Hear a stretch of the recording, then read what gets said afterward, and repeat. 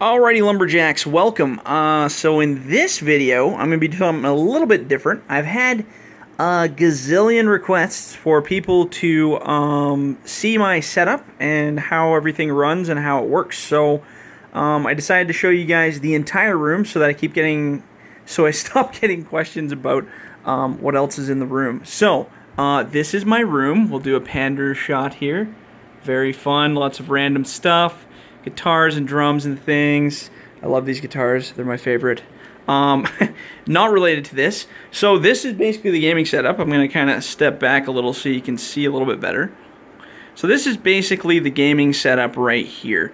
So we have the gaming chair, the two joysticks, you get the pedals on the floor over here, and I'll kind of go over what everything is so you guys have a pretty good idea of what you're looking at. So we'll start with the chair. I have made a video in the past about this stuff, and some things are exactly the same, some things have changed, but for the most part it's pretty well the same. I just wanted to do kind of an updated one to show you guys. So here we are, we're looking at the chair. So this chair I bought at Sears in Canada here when it was Sears. It's now discontinued. Sears is no longer a thing anymore. So this chair, when I originally bought it, had different arms on it. So I ended up cutting and chopping, and I ended up sewing these horrifically ugly leather arms onto it. It's not the most pretty thing in the world, but it is really cozy to use. In each of the arms we have the Thrustmaster T16000Ms. Those are going to get upgraded soon to the new T16000s, the orange ones, because I really do want to try them out. But they do work really well. Very fantastic joysticks. Basically everything's routed through the chair. Here, I'm going to duck down. Might be a little dark down here. So everything's routed through the chair and goes through one big main cable that goes up through the roof, above, and to the back of the computer. And that's how it hooks. All of that hooks through a little USB hub on the bottom here. So you got your two joysticks, and the pedal also hooks on that one as well. So the pedal comes from here into this USB. These two joysticks come down into this hub, and then the hub back feeds out all the way underneath the back and around and up the top, just as I described there. So yeah, this is basically the chair. I've added this really nice butt cushion, which is fantastic. I highly recommend one of those if you guys have a chair that needs extra butt cushioning, so that's pretty nice. Other than that, the chair is very much falling apart. As you can see, the arms are kind of ripping and things are kind of tearing, and yeah, it's all kind of dying on me. It's had a lot of use. It's had, probably 2+, maybe 3 years on it. It's used a lot, obviously. It's how much time I spend in it modding or sitting around playing this game. It's definitely got its fair share of abuse, so we're looking to maybe do an upgraded one here soon. And if I do, I'm definitely thinking I might do a video on how it's built, like from the ground up, so then maybe somebody could follow suit and learn how to do it. Granted, I'm no carpenter, so I wouldn't follow my advice. I just sew things to things and glue things to things until I'm happy, so. As far as pedals go, I can't remember what the hell brand these are. I think they're Logitech. Maybe Logitech. They're Pro Flight pedals. I hope you can see that. Maybe not. It'll focus eventually. There you go. Pro Flight rudder pedals. I think it's Logitech. I don't see the logo and I can't remember. But anyway, I used to have the Thrustmaster ones, which were really good. But unfortunately, I broke one of the plastic sides off of it, just being an idiot, and I did something stupid by standing and falling and broke it. These were on sale, so I figured, I might as well give them a shot. I'm actually really impressed with these. I think these, in my opinion, are better than the Thrustmaster ones that I had. No offense to Thrustmaster, but these have just way better like haptic feedback for the sliding on the sides. The tilt in them also just feels a lot, I don't know, it's really gutty. It feels less plasticky and more like there's lots of tension there. This thing also has like a really cool tension slider, so you can increase or decrease. Like so if you turn it to the right, it makes it so these are harder to slide back and forth. Oh, it's Cytec, duh, it's right in the middle there. I'm blind as a bat, sorry guys. And if you turn it the other way, it loosens it up so these actually wiggle a lot better.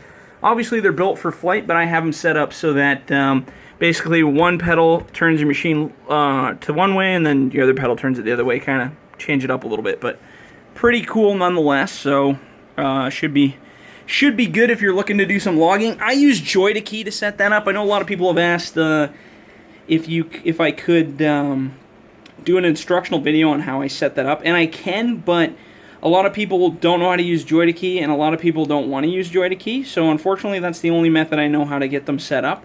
So XPad or Yeti, that kind of stuff. I can always upload the Yeti profiles or something if people really wanted them. I don't know. We'll see what the future brings, but we'll just do this video for now and see kind of where we end up. Alright, moving right along, what do we got here? So, here you go. This is what I record most of my audio with, which is a ridiculous little thing that I have created. It's basically just a, it's like an old boom stand, and basically what I did is split it and then I just taped it to this thing, because I needed something right at the right level that wasn't in the way. It's a blue, what the hell is this one called? The Yeti. This is a blue Yeti microphone, which is fantastic. Beautiful sound quality. Better than this phone's probably producing right now, so we'll see. I might play with that to make it sound a bit better. We'll see. Got the not Sennheiser SteelSeries. What are they called? The H's is what they were called when I bought them. They have a new one out. It's like the 850s or something. Very similar. Just the new ones have Bluetooth. Awesome wireless headphones. There's the other adapter for it that controls basically this guy, this guy here. So that's pretty cool. The Deathstalker Keyboard. I think it's called the Deathstalker. It's been so long since I've actually looked up what that is. I've had this for a long time. Not a super big fan of Razer products, but gotta say this is one of the better keyboards I've owned. It's very reliable, feels really good. Yeah, I don't know. Keyboards are keyboards. You can pick whatever you like. This is the Proteus G500, maybe? G500? Great mouse. It's starting to wear out now. The bottom's kind of toast on it, but it's for how much modding I've done, it's been very impressive that it hasn't broken yet. I've clicked over a bazillion times, so definitely a nice switch. Going up to Monitorland, I have three 40-inch Samsung monitors. Unfortunately, the middle one is a little bit different than the side ones. I would prefer to have all three identical. One day, if technology ever gets good enough, I'm going to upgrade to three 4K monitors, but for the time being, yeah, we're sticking with that. So that's kind of the best we can do. The monitors do work pretty well. Like I said, we use that NVIDIA surround. So basically what you're seeing here is how I mod daily. I keep all my files. I actually cleaned it up quite a bit in the past little while, but normally it's just plopped with files and different things going on. I try to keep it organized, but it's hard. So this is where we do all of our modding. What else we got? These are our machines. I've showed these in other videos before. I said one day I was going to make a video strictly showing off the machines. My wife buys these for me, or I buy them if I find good deals. I just love these machines. The John Deere ones are kind of cool. The only thing I don't like about the John Deere ones is they're all plastic. Like all these little parts and pieces. Just kind of flimsy, plasticky bits. Still neat to see the model and stuff, but this one is plastic with a metal body, I believe. Yeah, metal body. This one's cool. This is the Tiger Cat. These are the bigger, kind of the bigger ones. So the what the hell is this one? The the 635, I think it is. Yeah, 635D. That one's actually nice. It's like solid metal. It's really hefty. Like you can really feel the weight in it, which is nice. This guy's actually kind of cute. It's the little John Deere. It's metal with plastic bits. This is the only one with a actual metal thingy on the back here, grapple. This one's plastic here too, but oh, I love the 870. This one is a hot buncher. I really like this thing. I definitely want to get more of these, but they're kind of hard to find unless you want to pay like $300-400 for them. But they're mostly usually around 70 to 100 bucks is a pretty decent deal for them. Not really anything to do with my actual gear. It's just part of my display that's in the background that people always wondered about. So, yep, they're cool little machines, and I constantly buy more and more of them because they're fun and interesting. This is the big beast. So if anybody's got any questions about specs or anything, let's see if I can get close enough to see inside it. See inside the machine. So running it is a Titan XP. So that's like the really gutty, stupidly over-expensive video card, but it runs really well and it's great for what I do. It's got an Intel 3770K processor, which is pretty old now. I should probably upgrade that one day, but I just put water cooling on it recently and I'm overclocking the hell out of it to see what I can get out of it before it burns up, so that's fun. You know, it's got like 16 gigs of RAM and blah, blah, blah, blah, blah, Windows 10, you know. The rest of that stuff isn't really all that vital. Yeah, basically everything comes ported out of the back of this thing and attaches to, yeah, all the different peripherals attached to it. Other than that, I don't really know what else is in here that's related. Drums, those keep me from going crazy. Yeah, I don't know, man. I think that's pretty much it for logging equipment-wise. But yeah, like if you're setting up a new setup, I mean, like this is kind of ridiculous. Like it's big. It wasn't super expensive because I'm a really good shopper and I know how to get really good deals. I hunt around and I find really good deals. So for everything here, I mean, you're looking, other than the computer, so I'm leaving the computer out of this, peripheral-wise, you're looking under $2,000 for everything.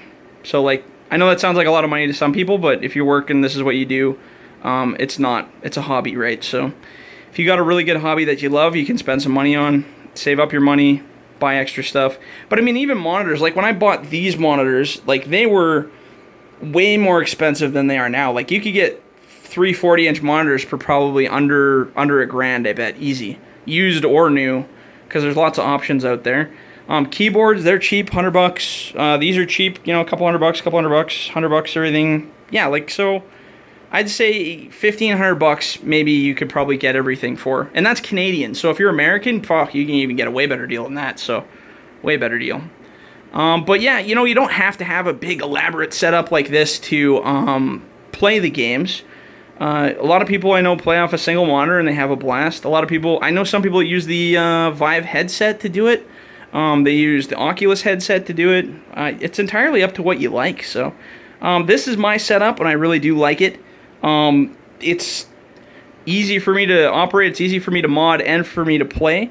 I just recently installed this. This is my webcam that hangs above my head. Very professionally installed. As you can see, the wiring is very intricate and well placed.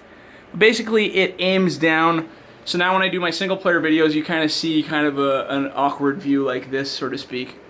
So then you can kind of see me play. I had a lot of people request that, so that's going to be a new feature coming up in single-player videos whenever that pops into play. But yeah, anyway, if you guys have any questions or comments or concerns, drop them in the video below, and I will try to describe any questions out in detail. But yeah, basically that's my setup. So yeah, like this video if you like the video. If not, don't. And we'll catch you on the next one. See ya.